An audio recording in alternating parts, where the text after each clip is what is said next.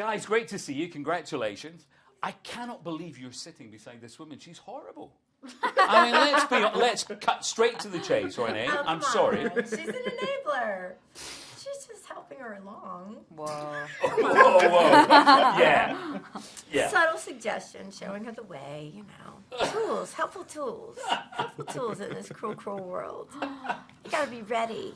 She's horrible, be honest. She's horrible.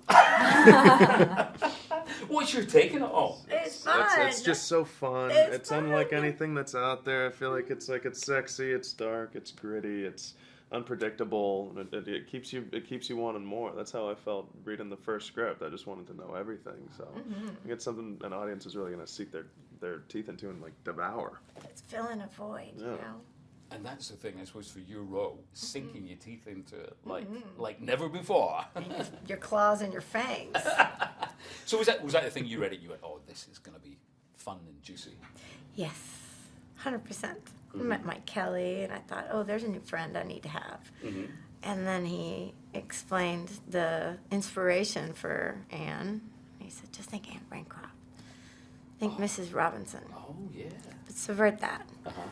He said, imagine if she had taken that power and her sexual, sensual power and her self-loathing and her anger, and instead of spiraling into alcoholism and into the arms of the boy down the street, what if she channeled that into building something? What if she was proactive?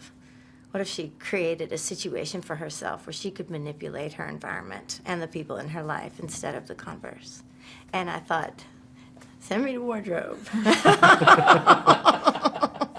Well, it's interesting with wardrobe because Sir Laurence Olivier always had this big thing where he built his characters from the shoes. Yeah. So with this wonderful character, I mean, there's a lot of sashaying. Yeah, there is a little bit of that, definitely. Well, you know, she recognizes that, you know, feminine power has its value, and she's not beneath using all of her faculties to get what she wants. Yeah, unapologetically. I love that about her. And the collaboration with Sean Holly Hertzberg, who did the clothes for all of us, she did magic. She was fearless. Fearless. Grabbed those scissors and just shred a vintage dress into a T-shirt if that's what she needed, you know. But her idea was that you should see these characters and who they are and how they evolve through their clothing. And with Anne, she's an enigma. And she didn't want you to be able to define her and by putting her in one time period or whatever it is with the clothing. And there always has to be something sensual about it because obviously that's one of her great tools of manipulation.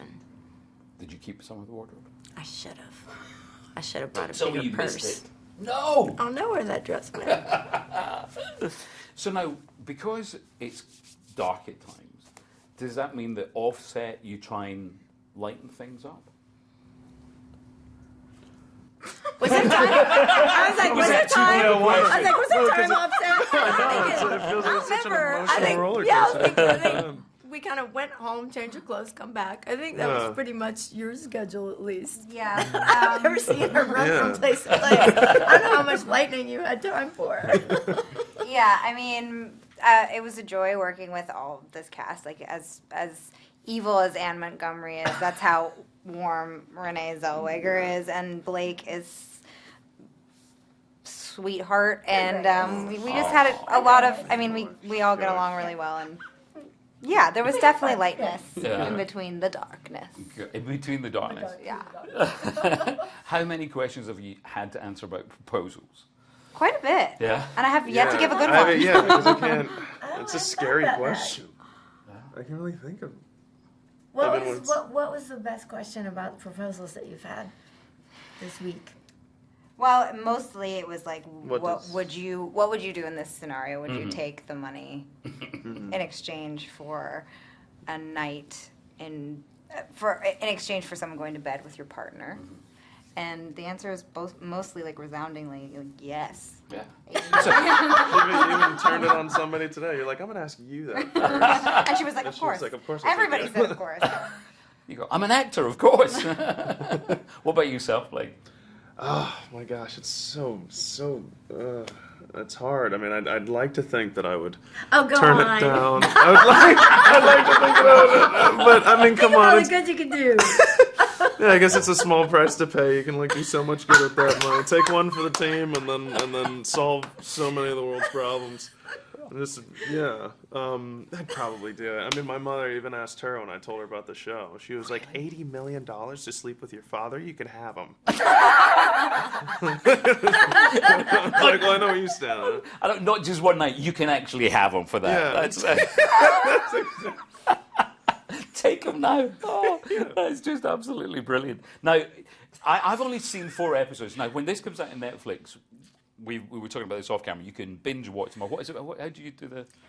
So you can go through it because there's 10 episodes, and I've only seen 4 up until this point here.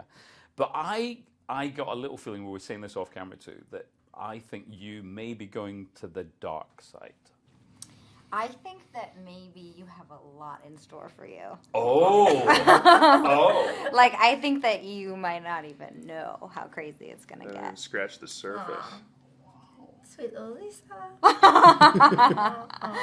Beyond Lisa. Like, Really? there's a lot. Man. There's a lot There's some things. to be revealed. There's So. some things. It's fun. It's really fun. When you got the script, did you immediately go, wow, whoa, what happens? Yeah, I did do that. Mm-hmm. Where's this going? Where's it going? Where's it going? Mm-hmm. What are they going to do? What are they going to do? Yeah. And has it changed at all when you filmed? Did anything change, or it just was as per the script? Well, we understood the parameters, and we knew how the characters intersected. But, well, as Mike described it, we're going on a road trip, and we're going to go from this coast to that coast. But I don't know how we're going to get there, and I don't know what stops we're going to take, or what detours, or what we're going to see on the way. So it was kind of a surprise as we went along. Yeah. I think also what's lovely, because again with the British audiences, and I'm sure you have the same affection for Bridget as we all had, and also we kind of like Brits almost claim you as our own Thank you. because of Bridget. Do you That's feel very that? Do you see flattering. that when you're around? Oh, I feel like it's a homecoming when I go back. Yeah. I love it. I Yeah. love it there. So much affection for so many people, and all the experiences that I've had there, including the latest one. Yeah. Just always very special experiences there. Yeah. And is Bridget, is that in the past now? There will be no more, or is it one of those things that maybe? I don't know. I'm not being cagey. No. I really don't know. I don't know. But I mean, I know Helen's written the book, so there's that. So I guess that means that there's a possibility That's somebody good, isn't it? wants to do that. There's always hope. I also wanted to talk to you. You know, you took a break, and I'm sure there's been so much of this, the Renaissance and all that stuff that I'm sure makes me laugh. you've said it so many times, isn't it? The guys are going, what? Have you not heard this? No, I have. I've seen, it's such Many a cool times it's term, quite I'm funny, saying. isn't it? It's pretty badass.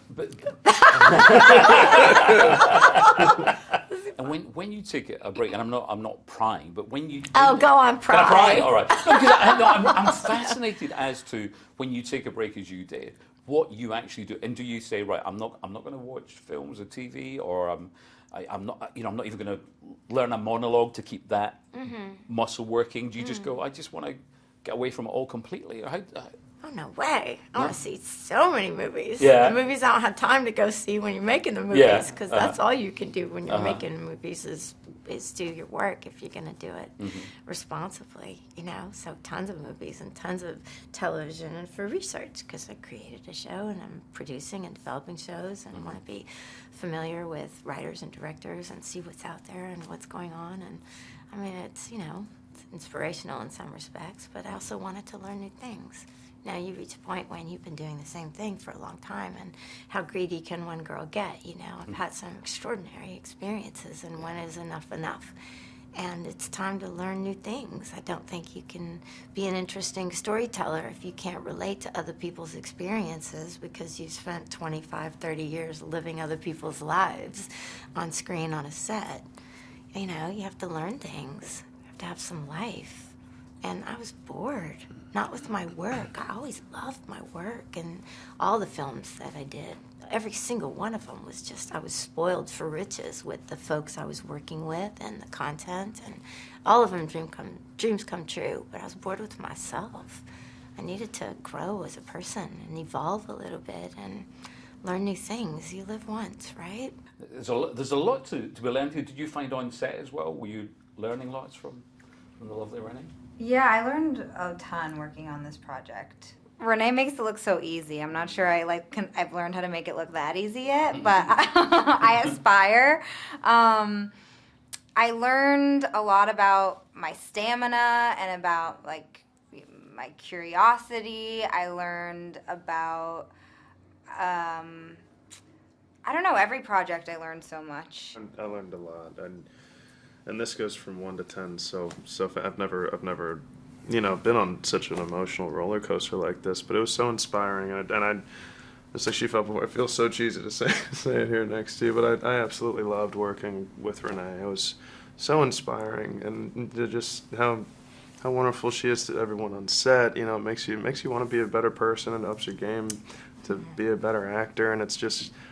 She has this quality where you could be in a scene with her and she's just inviting you in, even if she's being the most manipulative, person in the world. Her heart's open, and it really makes you want to be stripped and vulnerable, and I think that makes for the best type of art. Mm. Is it hard at times then when you know how lovely she is and then how horrible she is at times in the show? Is it strange in scenes at times thinking, oh, this is another side? Oh, no, I think it's so badass. Yeah, no, and it's fun. Yeah. You're like, oh, she's going there. It's like, all right, let's go. Okay. Let's go there.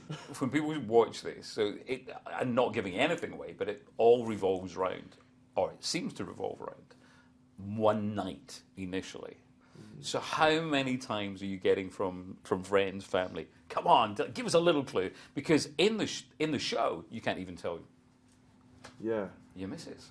I know. No, my aunt's back at home in Miami. My grandmother, she's like, Blakey, tell me something, and I'm like, no, I'm not giving you any negative information, because I just know they'll love it. It's like it's impossible not to be fascinated with the whole world that Mike Kelly's built. So I'm not trying to ruin it for anybody. Yeah. At all.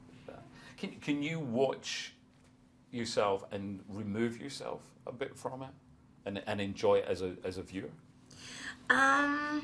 Maybe in time. Mm-hmm. This one I enjoyed as a viewer. I saw the premiere of the first episode last night with everybody, because there was so much of it that I wasn't present for when it was filming. So I really enjoyed it.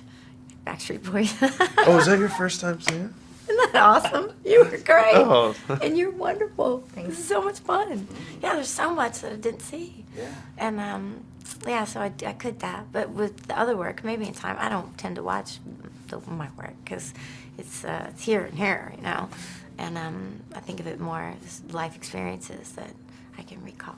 Every now and then, something's on television and I'll be thumbing through and I go, oh, I remember that day. And hopefully at this moment we'll play the clip of you in a very short yeah. Boys t-shirt, Beads dancing, and singing. yeah. That's going to be a YouTube. That'd be the one. That's one of the highlights of my career, getting to be do the that one. dance.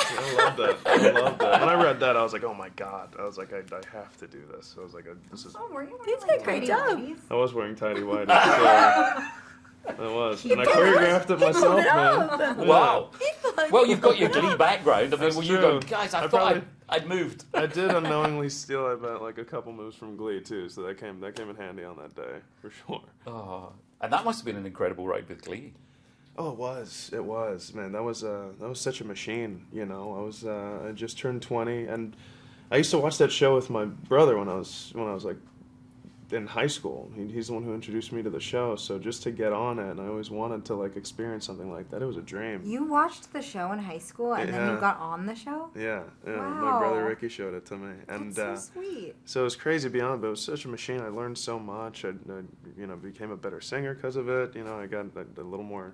I got more moves than just like my white guy shuffle that I usually just pull out at a club or something. But I learned so much, and there were so many.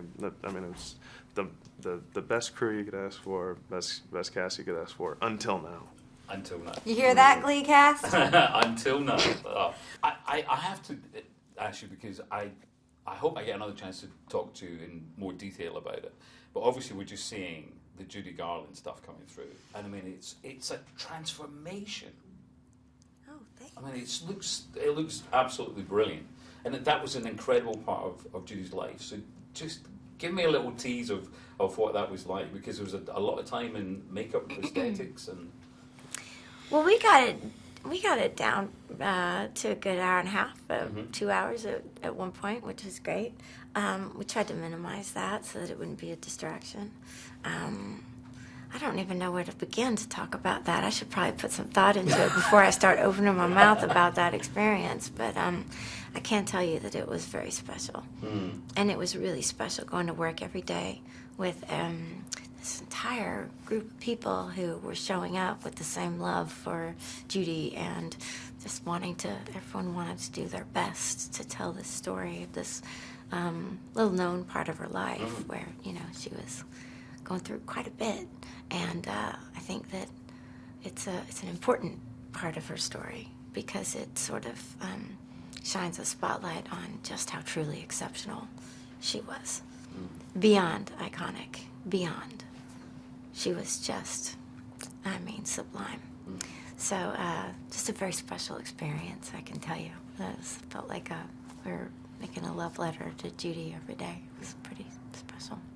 And also because when you come into a role like this, you always think, wow, get my teeth into this, this is going to be fun. And then something like Judy, you taking on everything else that goes with it as well. So. Yeah, I thought about it a little differently. It didn't feel like going to make a movie or going to play a part. It felt more about an exploration about, and just, I don't know, an exploration trying to understand better this person who has personally affected me in so many ways, who, I've always loved and love more now. I'm in love, I'm staying there. Perfect.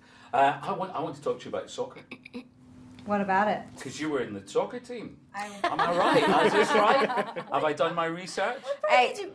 What position were you in? I played right midfield. I played in high school, and then I went to college, and I played for a year at college. Oh, I was that's a great. total jock. I worked out twice a day. I was so ripped. I could do like 75 push-ups, no problem. And then I was like, I'm dropping out. I'm going to go become an actress. And my parents were like, excuse me? And then that's what I did. I didn't know this. I didn't know that see, when I played soccer, they didn't have college soccer for girls. I played on a co-ed team. Ooh, boy, did I just date myself. Well, I feel like still in England, it's like not that common for young girls to play soccer, is it? Not as much as here. Yeah. Yeah, here it's such a big thing. Yeah. Well, I love team sports, and I think it's why I also love making movies so much. Is there's nothing more fulfilling and fun than working towards something with a group. It's truly the best thing I've never made that connection before. in the world. Between loving group sports, I'd never made that connection. Well, but I've just realized that being in community is the only thing that actually makes me happy. And then when we get to do it as an art form, it's nothing better. Yeah, nothing better. Well, congratulations all. Well Thanks so done. much. Thanks so much. You've got nothing bad to say about this woman at all. No. So that seems the perfect way to end the interview. We just love Let's her. end it while that's Well, it's going well. That's a wrap. On camera as I take my shoes off. It's They time. hurt. They hurt. When She's going to get her it's soccer time, boots on. When it's time, it's time. What if on Netflix? Oh my god, See we're it. still on camera. What if on Netflix? May See it? 24th. Yay! Yay. I'm sorry, I'm unprofessional. I'm sorry. She always, Helena Bonham Carter always takes her shoes off. Really? On carpets, she takes them Oh off. yeah, Always. she's that's so enough. That's enough. You gotta love her.